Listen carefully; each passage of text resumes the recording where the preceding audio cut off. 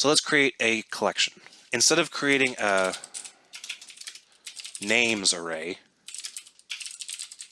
that can contain only 5 items, I want to create a names collection that can contain as many items as I want to ever put into it. So let's do that.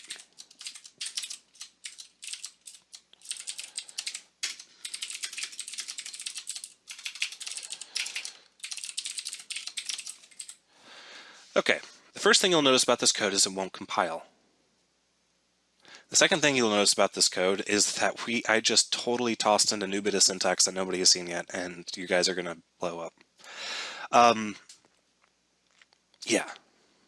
So what we have going on right now is, like I said, the first thing, this code does not compile. If I hit F6, look what the error says. It says the type or namespace name list cannot be found.